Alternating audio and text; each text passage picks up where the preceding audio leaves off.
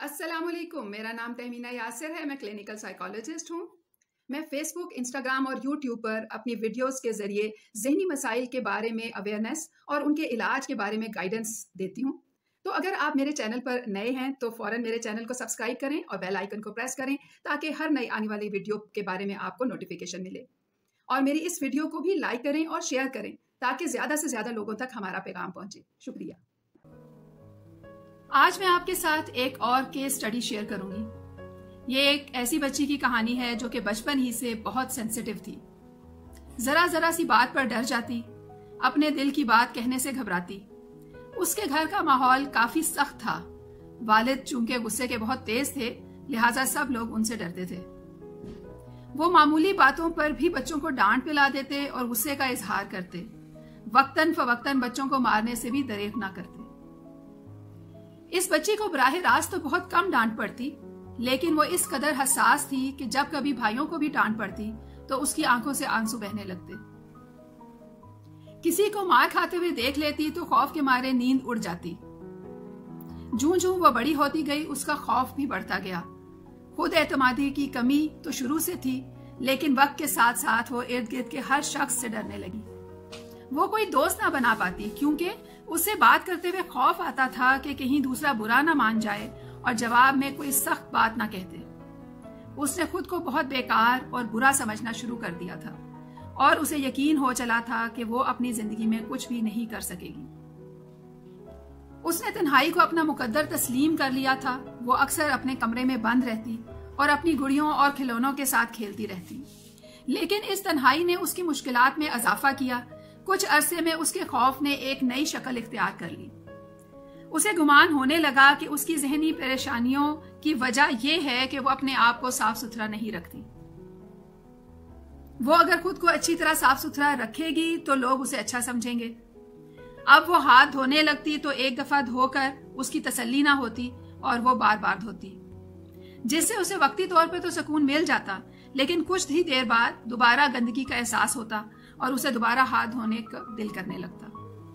रफ्ता रफ्ता बात हाथ धोने से आगे बढ़ गई। अब जब वो वॉशरूम जाती तो उसे लगता कि वॉशरूम भी गंदा है, लिहाजा जरूरी है कि जब भी वॉशरूम जाऊं नहाकर और कपड़े बदलकर वापस आऊं ताकि मैं साफ सुथरी रहूं।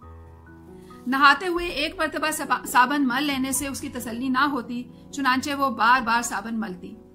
वॉशरूम में वक्त गुजारने के दौरानिये में भी इजाफा होने लगा। 15-20 मिनट से बढ़ते बढ़ते बात 40 से 45 मिनट तक पहुंच गई। साबन के ज्यादा इस्तेमाल के बायस उसके हाथ और जिस्म में खुश्की रहने लगी। जरा खुजलाने पर उसकी जिल्द पर कट पड़ जाते, जिनसे खून भी रिसने लगता। इससे उसकी परेशानी में मजीद इजाफा हो जाता, क्योंकि जख्म को मुंदमिल करने के लिए उसे खुश्क रखना पड़ता है, जिसकी वजह से उसे मुसलसल गंदगी का एहसास होता रहता। उसका बेशतर वक्त इसी तरह की बातों को सोचने में गुजर जाता कि वो खुद को कैसे साफ रखे। बार बार नहा कर भी उसकी तसल्ली ना हो पाती। एक जानिब वो नहा नहा कर थक जाती तो दूसरी जानिब उसका दिमाग सोच सोच कर माऊफ हो जाता, लेकिन उसे कुछ समझ में नहीं आता। उसके करीब कोई भी ऐसा शख्स नहीं था जो उसके मसले को समझ सकता और उसकी मदद कर सकता। एक दिन इंटरनेट सर्फिंग करते हुए हुस्ने इत्तफाक से उसकी नजर मेरी एक वीडियो पर पड़ी जो ओसीडी के उन्वान से थी। वो अभी इस टाइटल से वाकिफ नहीं थी, लेकिन उसने अजराहे तजस्सुस मेरी वीडियो देखना और सुनना शुरू कर दी। मैंने इस वीडियो में ओसीडी की इलामात और उसके इलाज के बारे में बात की है।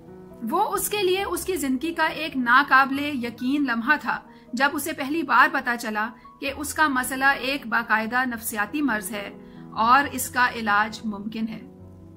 उसने बेताबी के साथ मेरे पेज पर राब्ता किया और बताया कि वो गुज़श्ता 10 साल से इस मसले से दोचार है और अब वो हर सूरत और हर कीमत पर इस मर्ज से छुटकारा पाना चाहती है। उसने बताया कि उसकी सारी तवानाई इस मसले से लड़ते हुए ड्रेन हो जाती है और वो कोई दूसरा काम करने के काबिल नहीं रहती। उसका कैरियर, उसकी तालीम, सब कुछ दांव पे लग चुका है। मैंने उसके सेशंस लेने शुरू किए। सबसे पहले रिलैक्सेशन टेक्निक्स के बारे में गाइड किया, जिनकी मदद से वो खुद को थेरेपी के लिए तैयार कर सके। उसने मेरी हदायत को मुकम्मल तौर पर फॉलो किया और चंद दिन में अपने आप को किसी हद तक रिलैक्स कर लिया। फिर मैंने बाकायदा तौर पर उसकी थेरेपी शुरू की। सबसे पहले मैंने उसे ओसीडी यानी वहम की बीमारी के बारे में साइको एजुकेट किया और बताया कि हमें किस तरह एक मरहलावार तरीके से इस मर्ज का इलाज करना है। दूसरे सेशन से हमने सिम्टम्स पे काम शुरू किया।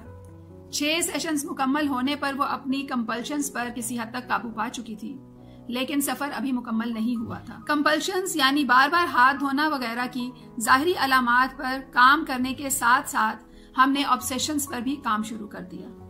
चंद मजीद सेशंस के बाद उसने अपनी प्रॉब्लम पर हर लिहाज से ग्रिप हासिल कर ली। इसके लिए उसकी हिस्ट्री की रोशनी में कुछ टेक्निक्स के जरिए उसे समझाया गया और प्रैक्टिस कराई गई। मुसलसल प्रैक्टिस से उसकी जिंदगी में वो खुशगवार वक्त भी आ गया कि जब महज एक दफा हाथ धोने पर ही उसे सफाई का इत्मीनान होने लगा। अल्हम्दुलिल्लाह मेरी थेरेपी कामयाब रही और आज वो लड़की एक पुरसुकून जिंदगी गुजार रही है। अब उसकी तमाम तर तवज्जो का मरकज उसकी तालीम और उसका कैरियर बन चुका है। हमें ये बात समझ लेनी चाहिए कि इस नौइयत के मसाइल जितनी जल्दी डायग्नोज हो जाएं और उनका इलाज शुरू कर दिया जाए तो रिकवरी में उतना ही कम टाइम लगता है। बढ़ती उम्र के साथ चूंकि आसाब भी कमजोर होना शुरू हो जाते हैं, लिहाजा इन मसाइल पर काबू पाने के लिए बहुत ज्यादा मेहनत की जरूरत पड़ती है। बुजुर्गों को अक्सर याददाश्त की कमजोरी के मसले का सामना करना पड़ता है, सो उनका इलाज और भी तवील हो जाता है। उन्हें प्रैक्टिस की चीजें याद कराना ही अच्छा खासा मुश्किल काम होता है। लिहाजा हमें चाहिए कि जब भी हमें किसी शख्स में ओसीडी की अलामात नजर आए तो उसे जल्द अज जल्द इलाज के लिए गाइडेंस लेने पर आमादा करें ताकि वो एक खुशगवार जिंदगी गुजारने के काबिल बन सके। इसके साथ ही मुझे इजाजत दीजिए। खुश रहिए, अपना ख्याल रखिए। फिर मिलेंगे with another tip for better life.